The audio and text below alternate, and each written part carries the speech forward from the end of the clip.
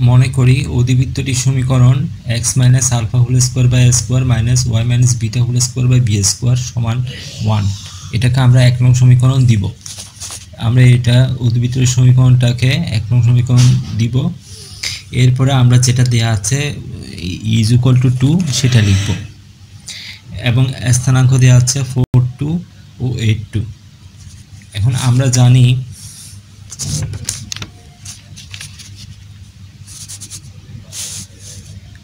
জানি উপকেন্দ্রদ্বয়ের মধ্যবর্তী দূরত্ব সমান টুয়াইস আই। এটাকে টুয়াইস আই দ্বারা প্রকাশ করা হয়। তাহলে আমাদের এখন দূরত্ব নির্ণয়ের সূত্র লাগবে। দূরত্ব নির্ণয়ের সূত্রটা হচ্ছে যেহেতু উপকেন্দ্রের মধ্যে দূরত্ব বের করার জন্য আমরা দূরত্ব সূত্র জানি, রুট চিহ্ন দিয়ে এই 4 minus 8 whole square plus 2 minus 2 whole square. অর্থাৎ আমরা একটা সূত্র জানতাম, সেটা হচ্ছে root x1 minus x2 whole square plus y1 minus y2 whole square. এটা একটা দূরত্বের সূত্র আমরা জানতাম। ঠিক এখানে এটা x1, যদি এটাকে x1 y1, এটা x2, এটা y2।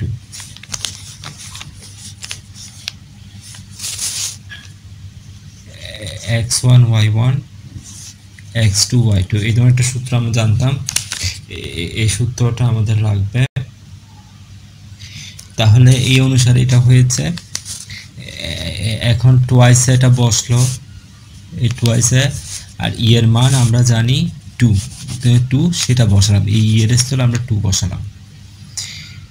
এরপরে আমরা যেটা করব সেটা হচ্ছে এখান থেকে 4 মাইনাস 8 হলে এখানে মাইনাস 4 থাকতেছে, আর এখানে 0 হয়ে যাচ্ছে, আর এই স্কোয়ারটা হচ্ছে এটা, আর এখানে হচ্ছে 4a। এই পুরো জিনিসটা হচ্ছে 4a।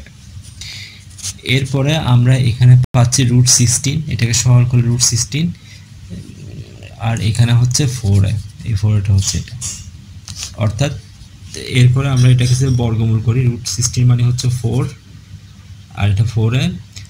আমরা যদি 4 দ্বারা ভাগ করি তাহলে এখানে পাবো a সমান 1। এরপরে আমরা এটাকে যদি বর্গ করি a স্কোয়ার সমান 1। আমরা 1 কে a স্কোয়ার করলেও 1 পাবো।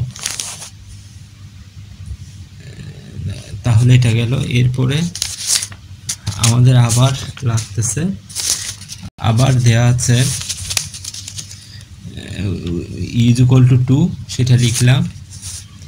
এরপরে আমরা ই এর সূত্র জানি, root 1 plus B square by a square, সূত্রটা লিখলাম। এরপরে আমরা এটাকে বর্গ করব। বর্গ করলে রুটটা উঠে যাবে বর্গ করলে, আর এখানে 2 স্কোয়ার হবে। এরপরে আমরা এটাকে B square by a square, আর এটাকে এদিকে করলে 4, 2 স্কোয়ার 4, আর 1টাই পাশে আসলে, এই 1টাই পাশে আসলে মাইনাস হয়ে যাবে।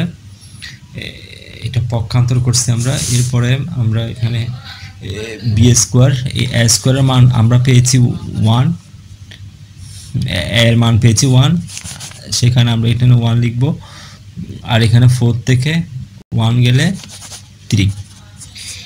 এরপরে আমরা বি স্কোয়ার সমান এটাকে আরো গুণন করলে 3 পাচ্ছি। এরপরে এখানে আবার আমরা কেন্দ্রের স্থানাঙ্ক যেটা দেওয়া আছে সেটা লিখব।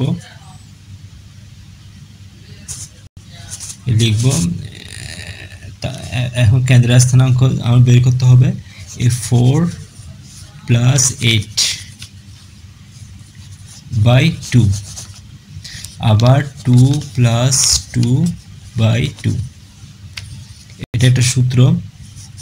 আমরা কেন্দ্র বের করার জন্য একটা সূত্র জানি, x1 plus x2/2 y1 plus y2/2। এই ধরনের একটা সূত্র আছে, সেই সূত্র অনুসারে এটা হয়েছে। তাহলে এটা x1, এটা y1, এটা x2, এটা y2, ঠিক এই সূত্র অনুসারে এটা হয়েছে। তাইলে এখানে সরল করলে পাচ্ছি, এখানে সরল করলে পাচ্ছি 6, আর এটাকে সরল করলে পাচ্ছি 2। তাহলে 6 2 হচ্ছে কেন্দ্র। এরপরে ধরি কেন্দ্রের স্থানাঙ্ক আলফা বিটা, অর্থাৎ এটাকে আমরা আলফা বিটা ধরবো। তাহলে আলফা বিটা সমান 6 2, অর্থাৎ এটা হচ্ছে আলফা মানে হচ্ছে এখানে এই আলফা মানে হচ্ছে 6 আর বিটা মানে হচ্ছে 2। তাহলে আলফা মানে 6 আর বিটা মানে 2, এটার অর্থই হচ্ছে এটা। এরপরে আমরা এই 1 নং সমীকরণে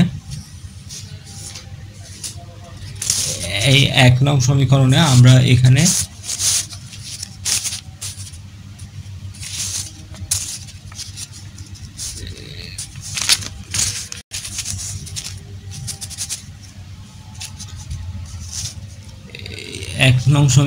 আমরা এই আলফা এবং বিটা এর মানটা বসাবো। তাহলে সেখানে আলফা বিটা আর a স্কয়ার b স্কয়ার এর মানও বসাবো।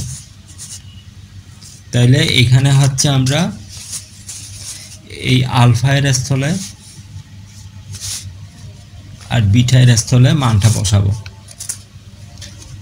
তাহলে আলফা এর স্থলে পাচ্ছি 6 আর বিটা এর স্থলে 2, 6 2 বসালাম। এরপরে আমরা b স্কয়ারের মান বসাবো।